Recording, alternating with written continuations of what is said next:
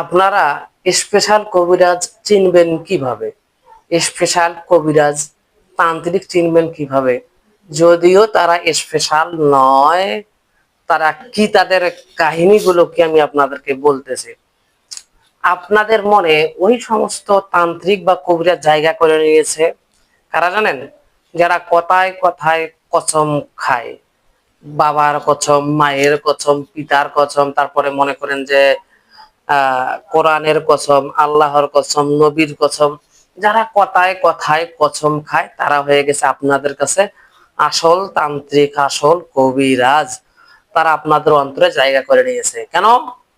এই যে তারা যে কসম খাইলো, কসম দিয়ে তো আর কেউ মিথ্যা কথা বলতে পারে না। আরে ভাই, যারা কথায় কথায় কসম খায় এদের মতো মিথ্যাবাদী আল্লাহ জমিনে আর কেউ নেই।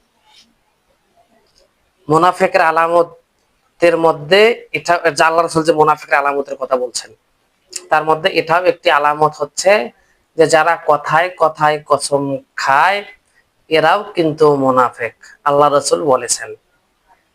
আর আপনারা যারা কথায় কথায় কসম খায় তাদেরকে আপনারা পছন্দ করেন। আচ্ছা যাই হোক, খাও, সে পছন্দ, কসম খাও, তারা যেহেতু আপনার মনে জায়গা করে নিয়েছে। আমি এখন আসল কথায় হাত দেই। সেটা হচ্ছে, আচ্ছা কোনো ব্যক্তি যদি আসলে কবিরাজ বা তান্ত্রিক হয়ে থাকে, তার কি কখনো কবিরাজি কোনো কাজের অভাব আছে? আমাকে বোঝান আপনারা, আমাকে আপনারা বোঝাবেন এই ব্যাপারে যে যারা আসলেই তান্ত্রিক বিদ্যায় আছে বা কবিরাজি বিদ্যা যারা জানে তাদের কি কাজের অভাব আছে? আরে ভাই, তাদের তো কাজের অভাব নাই।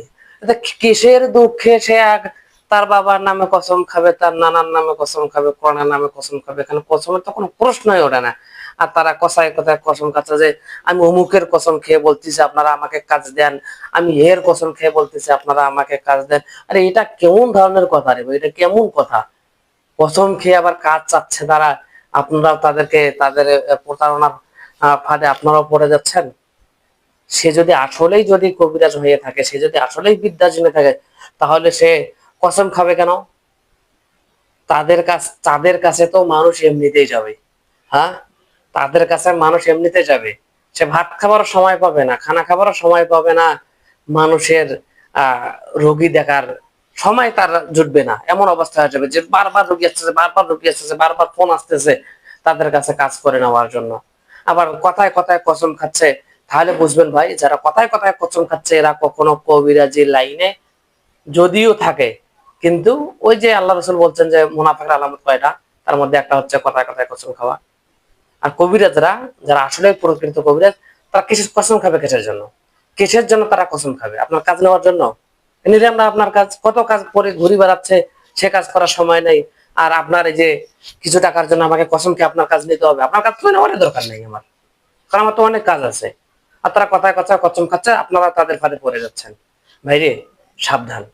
আর একটা কথা বলে রাখি ভাই, আপনারা যেটাই করেন, যে কাজটাই যার কাছেই করেন, যারা কথায় কথায় কসম খায়, বিভিন্ন জিনিসের নামে কসম খাচ্ছে, এদের কাছ থেকে কখনো কোনো প্রকার কাজ করবেন না। কেন জানেন? আপনার কাজটা আমি জানি, আপনার কাজটা মনে হয় হবে না। কারণ প্রকৃত কবিরাজ কখনো কসম খেয়ে কারো কাছ থেকে কোনো কাজ নেয় না। আপনার মন চাইলে আপনি কাজ করাবেন, না চাইলে নাই। হ্যাঁ, এটা হচ্ছে কবিরাজের বিধিবিধান। কিসের জন্য? আরে ভাই, এমনি তো কাজের অভাব নাই, কাজ তো আসি কবিরাজের সামনে পড়ে থাকে। কবিরাজরা কাজ করবে সে সময় নেই।